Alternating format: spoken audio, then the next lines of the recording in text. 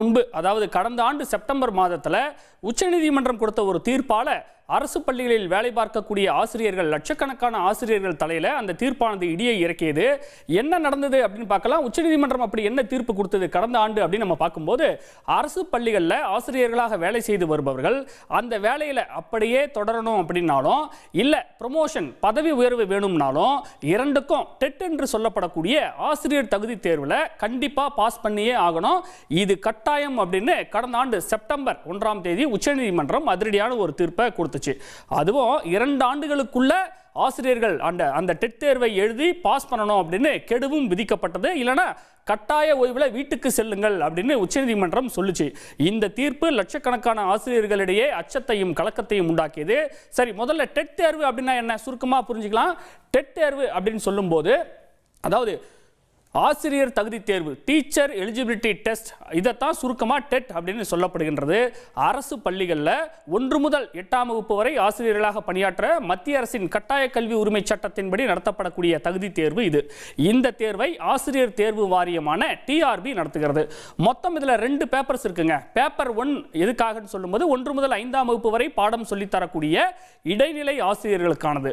Paper 2ங்கிறது 6 முதல் 8ஆம் வகுப்பு வரை டீச் பண்ணக்கூடிய பட்டதாரி ஆசிரியர்களுக்கானது. உச்சநீதிமன்றம் கடந்த ஆண்டு உத்தரவு போட்ட போது சுமார் 2 லட்சம் அரசு ஆசிரியர்களின் தலைக்கு மேல கத்தி தொங்குவது போல சூழல் மாறிவிட்டது. மொத்தமாக அரசு பள்ளிகளில் எவ்வளவு ஆசிரியர்கள் இருக்காங்க அப்படின்னு நம்ம ஒரு புள்ளி விவரம் பார்ப்போமா. அரசு பள்ளிகள், அரசு உதவி பெறும் பள்ளிகள், தனியார் பள்ளிகள் அப்படின்னு மொத்தமும் சேர்த்து சுமார் 5.5 லட்சம் ஆசிரியர்கள் தமிழ்நாடு முழுவதும் பணியாற்றுகிறார்கள். இதில் மொத்தமாக 3.9 லட்சம் ஆசிரியர்கள் தகுதி பெறாத ஆசிரியர்கள் அப்படின்னா அந்த டெட் தேர்வு எழுதி தேர்ச்சி பெறாமல் இருப்பதாக புள்ளி விவரங்கள் சொல்கின்றன. இதில் உச்சநீதிமன்றம் சொன்னபடி 5 ஆண்டுகளில் ஓய்வு பெற போறவங்க எண்ணிக்கை கழிச்சிட்டாலும் கூட, அதாவது 5 ஆண்டுகளில் ஓய்வு பெற இருப்பவர்கள் அந்த டெட் தேர்விலிருந்து விலக்கு கொடுக்கப்பட்டது. அப்ப அந்த எண்ணிக்கை இதில் கழிச்சிட்டா கூட மீதி பாருங்க ஏறக்குறைய ஒரு 3 லட்சம் ஆசிரியர்கள் இருக்கிறாங்க. தமிழகம், புதுச்சேரி இரண்டிலையுமே சேர்த்து இந்த 3 லட்சம் ஆசிரியர்கள் தற்போது ஜூலை மாதம் நடக்க இருக்கக்கூடிய சிறப்பு டெட் தேர்வை எழுத போறாங்க. ஏற்கனவே பாருங்க 2011 இருந்து தான் இந்த நடைமுறை வந்தது. ஏன்னா 2011க்கு பிறகு வேலையில் சேர்ந்த எல்லோருமே அந்த டெட் தேர்வு எழுதித்தான் வந்தார்கள். அப்படிங்கிறதுனால அவங்களுக்கெல்லாம் எந்த சிக்கலும் இல்லை. ஆனால் 2011க்கு முன்பு வேலையில் சேர்ந்த அந்த ஆசிரியர்கள் இதனால மிகப்பெரிய சிக்கலை எதிர்கொண்டிருக்கிறாங்க. அப்ப நீதிமன்றம் ஒரு சிறு கருணையை மட்டும் காட்டுச்சுங்க. என்னன்னா ரிட்டையர் ஆவதற்கு 5 வருஷமோ அல்லது அதுக்கும் குறைவாகவோ இருக்கக்கூடியவங்க இந்த டெட் தேர்வை எழுத தேவையில்லை, இப்ப உள்ளபடியே வேலையை செஞ்சுக்கலாம். ஆனா பதவி உயர்வு கேட்டீங்கன்னா கண்டிப்பா டெட்ல பாஸ் பண்ணியே ஆகணும் அப்படின்னு அப்போது ஜட்ஜ்மெண்ட் ஆனது கொடுக்கப்பட்டது. சரி, இந்த டெட் தேர்வு என்ன அவ்வளவு கஷ்டமா? ஆசிரியர்கள் தானே மாணவர்களுக்கே சொல்லித்தராங்க, அவங்களால இந்த டெட் தேர்வை எழுதி தேர்ச்சி பெற முடியாதா அப்படின்னு நம்ம பார்க்கும்போது, பொதுவாக இந்த டெட் தேர்வை பொறுத்த வரைக்கும் 150 மதிப்பெண்களுக்கு நடத்தப்படுகின்றது. இதில் ஓசி கேட்டகரியா இருந்தால் 90 மதிப்பெண்கள் எடுத்தால் பாஸ். இதர வகுப்பினர் பிசி, எம்பிசி போன்ற இதர வகுப்பை சேர்ந்தவர்கள் 82 மதிப்பெண்கள் எடுக்க வேண்டும். பட்டியல் பழங்குடியினராக இருந்தால் 60 மதிப்பெண்கள் எடுக்க வேண்டும் அப்படின்னு. இப்போ இந்த டெட் தேர்ச்சி கட்டாயம் என்று சொல்லப்படக்கூடிய இந்த தீர்ப்பு இருக்கு இல்லையா, இந்த தீர்ப்பை எதிர்த்து தமிழ்நாடு அரசு தாக்கல் செய்த மறு ஆய்வு மனு மீது விசாரணை நடத்தியது உச்சநீதிமன்றம். அதில் தான் இப்போ மறுபடியும் தீர்ப்பானது கொடுக்கப்பட்டிருக்கிறது. இப்பவும் உச்சநீதிமன்றம் என்ன சொல்லியிருக்கிறாங்கன்னா, அரசு பள்ளிகளில் வேலை பார்க்கக்கூடிய அனைவருக்குமே இந்த டெட் தேர்ச்சிங்கிறது கட்டாயம் என்று தீர்ப்பளிக்கப்பட்டிருக்கிறது. அதே நேரத்தில் டெட் தேர்வில் தேர்ச்சி பெறுவதற்கு முன்பு 2 ஆண்டு காலம் அவகாசம் கொடுத்தாங்க இல்லையா, இப்போ அதை மேலும் ஓராண்டு நீட்டித்து 3 ஆண்டுகள் அவகாசமாக உச்சநீதிமன்றம் கொடுத்திருக்கு. அதன்படி 2028 ஆகஸ்ட் 31 வரைக்கும் தற்போது அவகாசம் கிடைத்திருக்கின்றது. ஆனால் அதுக்கு மேலே கண்டிப்பாக அவகாசம் தரப்படாது அப்படின்னு உச்சநீதிமன்றம் இப்போதே கண்டிப்புடன் சொல்லிவிட்டது. போன வருடம் செப்டம்பர்ல முதல் தீர்ப்பு வந்தபோது 2 வருஷம் கணக்குப்படி பார்த்தா 2027 வரைக்கும் காலக்கெடு இருந்தது. இப்ப மேலும் ஒரு ஆண்டு கூடுதலாக ஆசிரியர்களுக்கு அவகாசம் கிடைத்திருப்பது லட்சக்கணக்கான ஆசிரியர்களுக்கு சற்று ஆறுதலை தருவதாக அமைஞ்சிருக்கு. இது பற்றி நமது செய்தியாளர் சங்கரன் பள்ளிக்கல்வி அமைச்சர் ராஜ்மோகனின் கருத்தை கேட்டார். அதற்கு அவர் அளித்த பதிலை பார்க்கலாம். உச்சநீதிமன்றம் இப்போ டீச்சர்ஸ்க்கு அவங்களுக்கு ஒரு ஸ்வீட்டான ஒரு நியூஸ் வந்திருக்கு. 2 ஆண்டுகள்ங்கிறது 3 ஆண்டுகளாக அவங்களுக்கு எக்ஸ்டென்ஷன் கொடுத்துருக்காங்க எக்ஸாம் எழுதுறதுக்கு. ஸோ இதனால் டீச்சர்ஸ் சர்வீஸில் இருக்கிறவங்க எந்த அளவுக்கு ஒரு பெனிஃபிட் அடைவாங்க? இல்லை, நம்மளுடைய நீதிமன்றத்தை பொறுத்த வரைக்கும் அவங்களுடைய தீர்ப்பின் நகலை வாங்கி நாம் ஒரு கலந்தாலோசனை செய்து தான் அதில் கமெண்ட் பண்ணணும். நிர்வாக கெப்பாசிட்டியில் இருந்தால் நாமளே உட்காந்து பேசிடலாம்.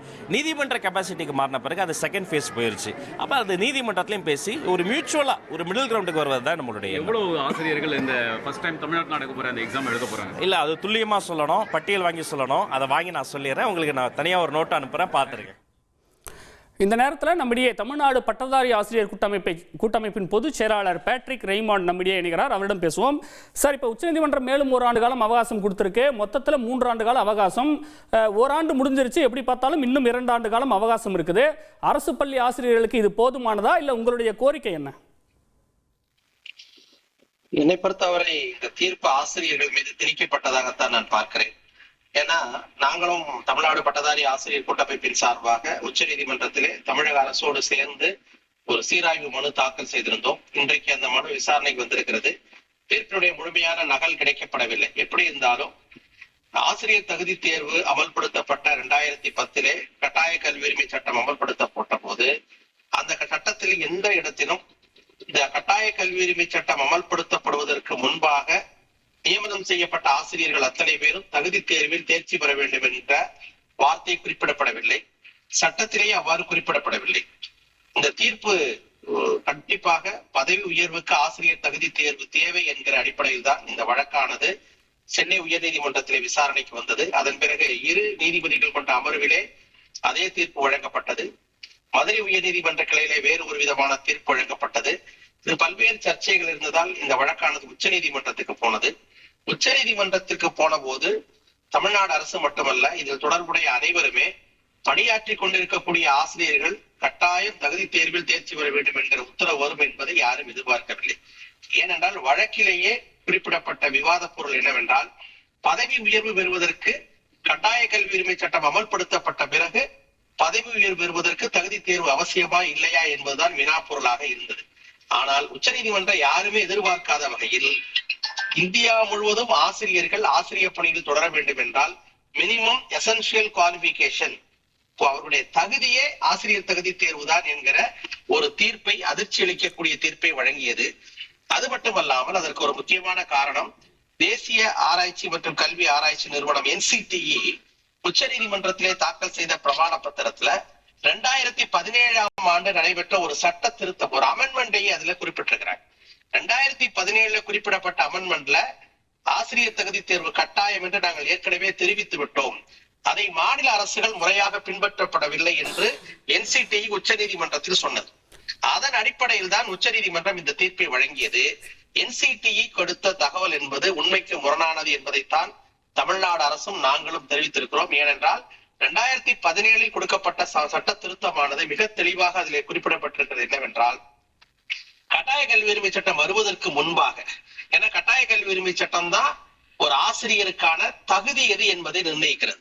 உதாரணத்துக்காக ஒரு பட்டதாரி ஆசிரியர்னா அவர் ஒரு பட்டப்படிப்பும் ஒரு பிஎடும் படித்திருக்க வேண்டும் என்று நிர்ணயிக்கிறது. அப்படி அந்த கட்டாய கல்வி உரிமை சட்டம் வருகிற போது முறையாக கல்வி தகுதி பெறாத அனைவருக்கும், அந்த கல்வி தகுதி பெறாதவர்கள் NCTE அறிவுரைப்படி ஆசிரியர் தகுதி தேர்வில் தேர்ச்சி பெற வேண்டும் என்பதுதான் 2017 கொண்டு வரப்பட்ட சட்ட திருத்தம். சார், இப்ப தேர்ச்சி பெறுவதில் என்ன சார் சிக்கல் இருக்க முடியும்? தேர்ச்சி பெறுவதில் என்ன சிக்கல் இருக்க முடியும்? ஏற்கனவே 2 ஆண்டுகள் கொடுத்தாங்க, இப்ப மேலும் 1 ஆண்டு 3 ஆண்டுகள் அவகாசம் கொடுத்திருக்காங்க இல்லையா? தேர்ச்சி பெறுவதில் சிக்கல் என்பது கிடையாது. ஆசிரியர்கள் தேர்வு எழுதுவதற்கு தமிழக அரசு ஏற்கனவே கடந்த ஆட்சியிலேயே சிறப்பு தகுதி தேர்வை அமல்படுத்தி இருக்கிறது. நீங்க சொன்னது போல 82 மதிப்பெண்களில் இருந்து பொது பிரிவினரை தவிர்த்து மற்ற அனைவருக்குமே மதிப்பெண் தேர்ச்சி பெறுவதிலே தொடர்ச்சி வழங்கி இருக்கிறது. ஜூலை மாதம் சிறப்பு தகுதி தேர்வு நடைபெற இருக்கிறது. ஆனா அது பிரச்சனை இல்லை. கண்டிப்பாக 3 ஆண்டுகளுக்குள்ள தேர்ச்சி பெற வேண்டும் என்பதும், ஏற்கனவே 2021ஆம் ஆண்டிலிருந்தே தமிழ்நாட்டில் பதவி உயர்வே நடத்தப்படவில்லை. அப்ப இந்த தேர்வுகள் இந்த ஆண்டும் கண்டிப்பாக தகுதி தேர்வானது பதவி உயர்வுக்கும் பணியாற்றுவதற்கும் கட்டாயம் என்று சொல்லுகிற போது அது ஆசிரியர்கள் மீது திணிக்கப்பட்டதாகவே இருக்கும். ஓய்வு பெற போகிறவர்களுக்கு விலக்கு கொடுத்துட்டாங்க இல்லையா? அப்ப அதையும் தாண்டி மீதம் இருக்கிறவங்க தானே எழுத சொல்றாங்க. ஆமா, அதாவது ஒரு தகுதி தேர்வுல கட்டாயம்னு நம்ம ஒரு முடிவெடுக்கிறோம். அந்த சட்ட திருத்தம் வருகிற போது யாருக்குமே தேர்வு வேண்டான்னு நம்ம அதுல சொல்லியிருக்கிறோம். ஆனா திடீரென்று ஒரு தவறான ஒரு முன்னுதாரணங்களை காட்டி அனைத்து ஆசிரியர்களும் கண்டிப்பாக தேர்ச்சி பெற வேண்டும் என்று சொல்வது அது ஆசிரியர்கள் மீது திணிக்கப்பட்டதாகத்தான் பார்க்கிறேன். ஆசிரியர்கள் வேறு வழியே இல்லை, பணியில் தொடர வேண்டும் என்று சொன்னால் கண்டிப்பாக தேர்வு எழுதுவதற்கும் தயாராக இருக்கிறார்கள். அதற்கான தயாரிப்பு பணியில் இருக்கிறாங்க. கடந்த 2025 டிசம்பரில் நடைபெற்ற தேர்வுல கூட ஒரு 30,000 ஆசிரியர்கள் தேர்ச்சி பெற்றிருக்கிறார்கள். ஆனால் இது ஆசிரியர்கள் மீது திணிக்கப்பட்ட ஒரு சுமையாகத்தான் நம்ம இதை பார்க்கிறோம்.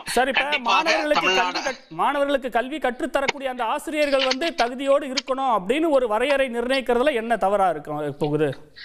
வரையறை நிர்ணயிப்பதில் தவறு கிடையாது. தகுதியோட தான் அனைத்து ஆசிரியர்களும் நியமனம் பெற்றிருக்கிறார்கள். இந்த தகுதி தேர்வு யார் எழுதணும்னு கட்டாய கல்வி உரிமை சட்டம் சொல்லுதுன்னா, முறையான கல்வி தகுதி பெறாதவர்கள் 2010க்கு முன்பாக நியமனம் பெற்றவர்கள் தான் தேர்வு எழுதணும்னு சட்டம் சொல்லுது. ஆனால் ஒரு தவறான இன்டர்பிரேஷன் கோர்ட்ல கொடுத்ததன் காரணமாக தான் இன்னைக்கு எல்லாரும் எழுதக்கூடிய ஒரு சூழல் உருவாகி இருக்கிறது. தமிழ்நாட்டை தவிர்த்து பீகார் போன்ற பல மாநிலங்களில் தகுதி இல்லாத, முறையான கல்வி தகுதி இல்லாதவர்கள் ஆசிரியர்களாக பணி செய்து கொண்டிருக்கிறார்கள். அவர்களுக்குத்தான் ஆசிரியர் தகுதி தேர்வு கட்டாயம். இங்க தமிழ்நாட்டுல முறையான கல்வி தகுதியற்று முறையான நியமனத்தின் மூலம் நியமனம் செய்யப்பட்ட ஆசிரியர்களுக்கு தகுதி தேர்வு அவசியமில்லை என்பதுதான் உண்மையானது, நியாயமானது.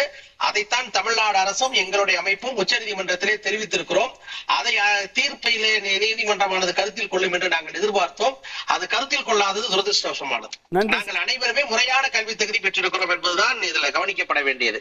அரசு இதுல கட்டாய தேர்வு இருக்கிற காரணத்தினால மதிப்பெண்களில் ஒரு தளர்வு வழங்க வேண்டும். 50% மதிப்பெண்கள் எடுத்தால் டெட் தேர்ச்சி என்பதை அரசு அறிவிக்க வேண்டும் என்பதை தமிழ்நாடு அரசுக்கு நாங்கள் கேட்டுக்கொள்கிறோம். நன்றி சார். இணைப்பில் உங்களுடைய கருத்துக்களை பகிர்ந்து கொண்டமைக்கு மிக்க நன்றி. ஜூலை மாதம் நடக்கக்கூடிய இந்த சிறப்பு டெட் தேர்வை எழுத சுமார் 2.5 லட்சம் பேர் விண்ணப்பிச்சிருக்கிறாங்க. ஏறக்குறைய இந்த எண்ணிக்கை 3 லட்சத்தை தொடும் என்று எதிர்பார்க்கப்படுகிறது. தேர்ச்சி மதிப்பெண்ணில் அரசு எதுவும் சலுகை காட்டுமா, தேர்ச்சி மதிப்பெண் குறைக்கப்படுமா என்பதை பொறுத்திருந்து பார்க்கலாம்.